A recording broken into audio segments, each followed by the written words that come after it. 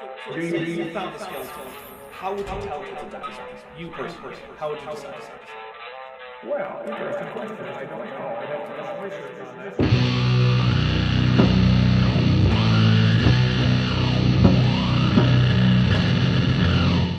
Hey there YouTube, and specifically Cindi, who I think might actually watch this series. I'm here today because a while back, Cindi Lincoln, who is Kent Hovind's ex, and who was allegedly physically, emotionally, and financially abused by him, took to Facebook saying that while she knew that Kent was an abusive liar, she was still convinced by his amazing evidence, and inviting people to dispute that evidence.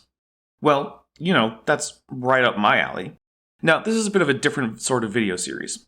You see, Cindi is someone for whom I have a lot of sympathy. She was badly mistreated by the people at Dinosaur Adventureland, and I do not in any way want to re-victimize her. So this series is going to be less snarky than normal, and unlike many of the people I've covered, I don't think Cindi is being deceptive. I think she is honestly misinformed. I also will not be addressing strictly theological claims. If you're here for a debunking of the Trinity or Christianity or the Incarnation, you're in the wrong place. Lastly, I am not linking to the original videos because I don't want anyone to go bug Miss Lincoln. Not that I expect my audience would, but better safe than sorry. So with that preamble out of the way, let's meet today's star, Miss Cindi Lincoln. Here we are again at Dinosaur Adventureland, where God gets the glory for his creation instead of evolution. We're going to do day 6 right now. We've already done videos for days 1 through 5, if you'd like to see those. Please do. Okay, day 6, God said, "Let the earth bring forth the living creature after his kind, cattle, creeping things, and beasts of the earth after their kind." So the first thing I want to point out here is that the Bible is really vague about what a kind is. See, the thing about words like type or kind is that they, both in English and in Hebrew, are intentionally ambiguous. Let's use food as an analogy. Say you try a new fruit and decide to ask what kind of fruit it is. At this point, you're probably being specific down to the species or even cultivar level. For example, a Granny Smith and a Red Delicious might be different kinds, and they're the same species. On the other hand, if you say, "I'd like this kind of meal after a nice pad thai dinner," that might mean that you like Thai food, or even Southeast Asian food, or perhaps just takeout. That could involve a huge variety of things that are in fact quite different. The Bible too uses kinds broadly and narrowly. In this passage, basically grouping everything that doesn't live in water or fly into only about 3 kinds. The Bible isn't here to be a book on taxonomy. That isn't something you can glean honestly from the text, and it certainly wasn't the reason any of it was written. Would you say that includes dinosaurs? No, the only dinosaurs explicitly mentioned in the Bible are the ones that it says were created on day 5. But also, the authors weren't even aware of non-avian dinosaurs. However, if they had been, then they probably would have been created on day 5. Yes. Of course, beast. Okay, that is if you believe in them, which I'm going to try and convince you. Okay, and God said, "Let us make man in our image." Man? Dinosaur? Same day? Sure, I'm perfectly happy to say that man and dinosaurs, had the authors known of dinosaurs, would probably have been put into the same day as humans. In the textbooks, we're taught that dinosaurs became extinct millions of years before humans evolved. I would like to present evidence that that is false. Okay? Before I go there, I want to point this out. Us and our. Who is God talking to here? Let us make man in our image. He is speaking to his divine council, as we can also see in Job, what's probably the oldest book in the Bible, and the one in which Satan is a member of the divine council, acting as a kind of prosecutor of mortals. These beings were conceived of as entities lesser in power than Yahweh, but still would probably be described as godlike. There's more than one, okay? So that, we believe, is the very first mention of the Trinity. So there's a verse in the New Testament in 1 John 5:7, "For there are 3 that bear record in heaven, the Father, the Word, and the Holy Ghost. And these 3 are one." So here's the problem. That verse isn't even in the Bible. Now, sure, you can find it in your KJV, but that's because the KJV didn't rely on manuscripts. It relied on the Textus Receptus, which was a Greek edition of the New Testament itself based on only very late manuscripts, and in some places not even on Greek manuscripts. Parts of the Textus Receptus were back translated from Latin to Koine Greek. In fact, we know where this verse comes from.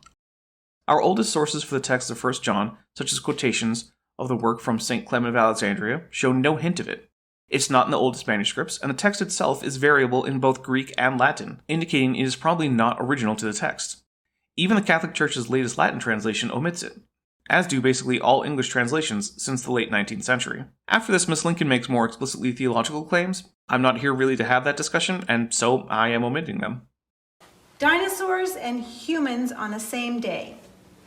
Now, all the way from this room all the way to the end, there is like a quadrillion of evidence, so just bear with me, there's a lot. The very most common one is the Loch Ness monster, okay? This is two different pictures of people who report seeing Nessie. Loch Ness is Lake Ness, it's in Scotland. There have been over 11,000 reports of this creature in that lake. Well, no, not really. There have been lots of reports of a creature, but they vary from being a blob with a trunk, to being a snake-like thing with a horse head, to being a bunch of bumps in the water, to, yes, looking like a plesiosaur. But interestingly, they look like late 19th and early 20th century media depictions of plesiosaurs, not the actual animals as they would have looked in life. Loch Ness is a deep and mysterious place, but there are no unknown reptiles hanging out in it. In fact, environmental DNA testing was done at the loch, and the only surprise was that it has eels that no one has seen. There was no anomalous reptile signature. The sad fact of the matter is that Nessie isn't a real thing. It's a feature of popular imagination, not nature. 11,000 people all making up a fairy tale? Or this creature lives there? No, very few of them were making things up. Most probably saw something. But the thing is, if you think a plesiosaur is in the lake that you're looking at, and you see something your brain can't quite figure out, it's not much of a leap for it to conclude that it's a plesiosaur. Basically, this is just like pareidolia, the phenomenon of the brain taking an essentially random stimuli and interpreting it as something familiar and recognizable. Here's a famous example, the face on Mars, as seen in the original picture of it that made it famous. It's hard not to see a face. It's so obvious. Look, it even has a nostril. Never mind that the nostril is actually a data drop, where the satellite returned no information for that pixel, and you can see lots more around. But even without that hole in the data, it sure looks like a face. But here's that same bit of rock under more even lighting and in higher resolution, and without the holes in the data. I mean, it's still vaguely face-like, I guess. But clearly this wasn't something we need ancient Martian sculptors to explain. Similarly, if you see a strange wake, or a few otters in a lake when you're not ready for it, you might mistake it for a world-famous monster said to inhabit that lake. The fact is that eyewitnesses just aren't enough to conclude that an organism exists. We need physical evidence. And not only is there none, there's plenty against the idea, what with the whole lake sonar surveys and eDNA studies failing to turn up even a trace of such a monster. If you'll notice, Loch Ness is really, really, really deep, and it has underwater caves. Perfect hideouts for a plesiosaur. Those caves are going to need a way to get oxygen-rich air at the top of them, which seems pretty unlikely with no known outlet to the surface above the water. This is because plesiosaurs are reptiles. In fact, they're probably related to turtles. Turtles need to come up for air. You can't just keep them completely underwater except for some sealed off pockets of air in a cave with no circulation. They will die. I promise you. They have tried to film it, and they just have this one flipper-like thing. I don't know if it's his flipper or his tail. Those pictures are the result of a 1972 expedition by Robert Rines, and according to Charles Wyckoff, the image showing a clear rhomboid flipper was altered from the original negatives to look like a flipper, because if the original negatives are developed, they just show a bunch of nothing, not an obvious flipper. Sure, you can kinda see how we got the flipper shape out of it, but you could equally draw lots of other stuff. The original photos were basically a Rorschach test, and what Ryan saw was a flipper. When I look at the original, I see some tiny plants. What you see may differ, because the subject of the photo could be just about anything you could find in a lake. Okay. One of the ways you can tell if this is a fairy tale or not is something the Bible calls 2 or 3 witnesses, okay? In the mouth of 2 or 3 witnesses shall every word be established. First of all, I already pointed out 11,000 people, that's more than 2 or 3 witnesses. But another thing that works in a court of law is details, okay? If you have more than one witness with the same detail, it lends veracity to the story. So we're pointing to a picture based off the case of Dr. Arthur Grant, a veterinarian, who claimed to see the Loch Ness monster on land. A few things. Here's his original sketch. Now, we know this can't be a sketch of a plesiosaur for a few reasons, but let's hear what Cindi has to say before we jump too far ahead. Okay, this is not the same, right? This flipper tail is a detail that if more than one witness says it, it could mean they both saw the same thing. Okay, stay right there. I'm going to get something here. Okay, but here's that sketch that Dr. Grant himself made. It has no tail fluke, which, by the way, it should if it's a plesiosaur, and it has hind legs with distinct toes, so this can't be a plesiosaur. And Dr. Grant himself described it as a cross between an otter and a plesiosaur, so while he did compare it to such a reptile, he also distinguished it from one.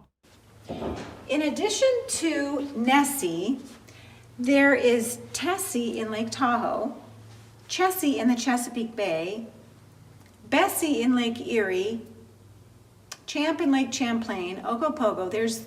When I started mapping them out, I got 25. That's not surprising. There are a lot of people looking for things they don't recognize in a lot of lakes, most of whom are familiar with the concept of lake monsters. In fact, I'm honestly a bit surprised that it's not more than 25. Not that I'm questioning Miss Lincoln's research into the topic.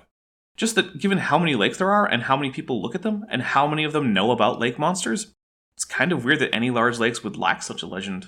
Okay, but one of them that shows this detail is from Lake Tahoe, which would be Tessie. Okay, notice Tessie's tail? It's flipper-like, just like that. Okay, but in both the mug and the picture being shown, they are artist's impressions.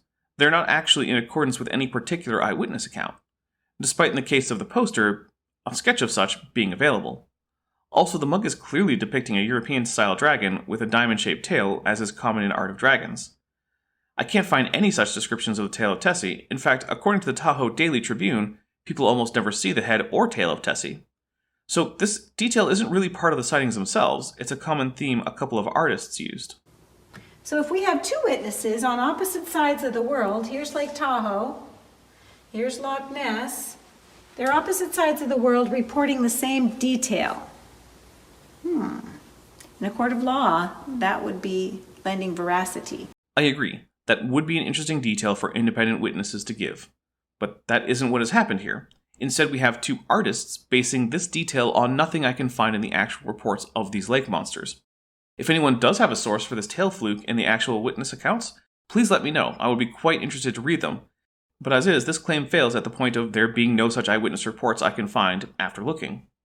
This one also has a strange kind of a triangular tail. This is Alti.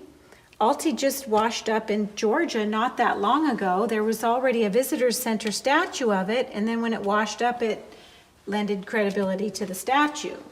I think that was only 2013. You'd have to Google it. So we have a few problems with this Alti claim. One is that the supposed body was never actually studied by scientists, and we seem to have only this one picture of it. The texture of the body is strange, looking more like paper mache than animal hide. It also only has front flippers, but all known plesiosaurs had 4 well-developed flippers. It also has a tail like that of a shark, and not a diamond-shaped fluke as we would expect from a plesiosaur. The face also kind of looks like a muppet, and is not at all like the streamlined plesiosaur head. Also, despite plesiosaurs usually having enormous needle-like teeth, this creature seemingly has none. Additionally, the presumed body organs are spilling out of one tiny incision, and there's no way to tell if they really came from this creature. All in all, this is probably a hoax, especially given the implausible anatomy, and even if it's not a plesiosaur.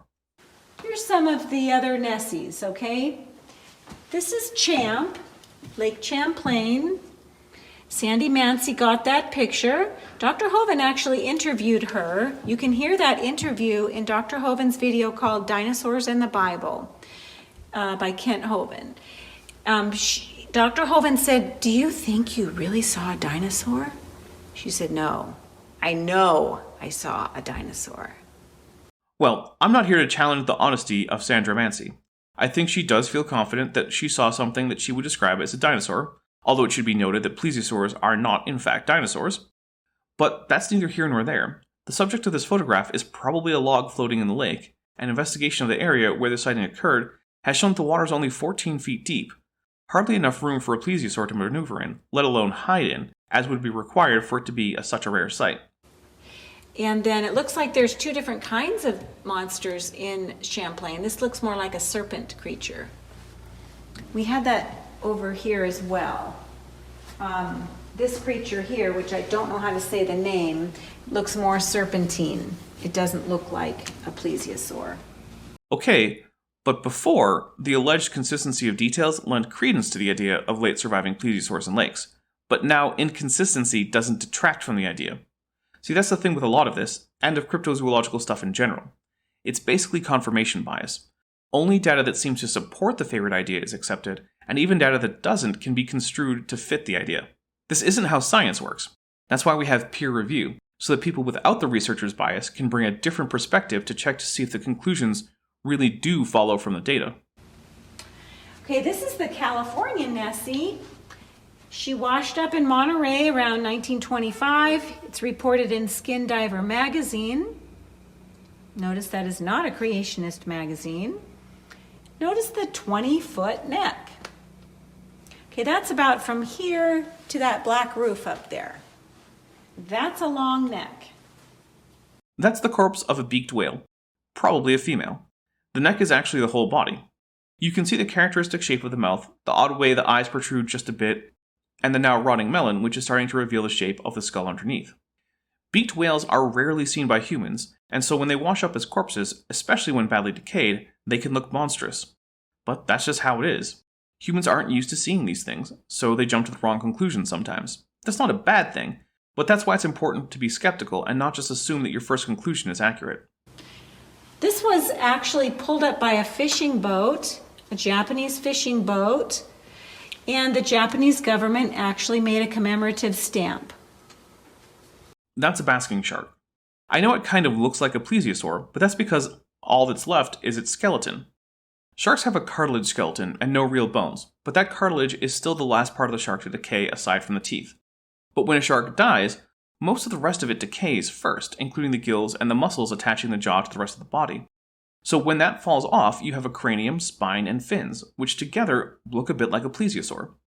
As for the government of Japan making a plesiosaur stamp, that's not really an argument, so I don't have anything to add to that. There's also land dinosaurs. This is Mokele-mbembe, located in the Congo. The Congo is a jungle that is very uninhabited. According to the World Wildlife Fund, there are more than 75 million humans living in the Congo with about 150 distinct ethnic groups. Sure, it's not as densely inhabited as, say, New York City, but it isn't exactly devoid of humans. 75 million is a lot. But another problem is that in addition to being inconsistently described, Mokele-mbembe is almost certainly not a sauropod, since it's aquatic, and sauropods certainly were not. In fact, given how long their necks are, they would have had serious trouble breathing if they were to submerge themselves, as the pressure in water would make it hard for the lungs to overcome the head loss of their necks. Same with the Amazon area, has another diplodocus. So this is not some legend from the locals of the Amazon basin. This is a story by Percy Fawcett, and he doesn't even claim to have seen it. He claimed to talk to people who saw it, and there are few details. Further, Fawcett claimed to have encountered many creatures we would now call cryptids. In this case, I do question his honesty, because at the time, in 1919, it was extremely hard for anyone to go to the Amazon and fact-check him, and as a, quote, explorer, he got money from making exciting stories out of his travels. When you can make more money by saying you saw extraordinary things, you might just do that, even if your sightings aren't really true. Of course, scientific investigation has failed to turn up any of Fawcett's monsters, including a 62-foot-long anaconda, a cat dog, a dog with 2 noses, a huge toothless freshwater shark, or a huge black mole snake. It's not very much people live there. Okay, if you have a panther in Florida today, as soon as the next person builds a house, the panther's going to move on to a more secluded place. They're scared of us. So that would make sense that these creatures would only be still surviving away from people. The population of the Amazon rainforest is about 30 million, with less than 2 million being indigenous groups. So in this case, given what a wide area it is, and how few of them are actually living in relatively untamed areas, as opposed to cities and towns where wildlife would be less common, I'll agree. This is not a heavily inhabited region. I agree, if these creatures exist, they probably live as far from humans as they can reasonably get. But there's a difference between these things and a panther. We know panthers exist. You can find them in captivity. People routinely photograph them, hunt them, find their bodies, find their tracks, find their scat, etc.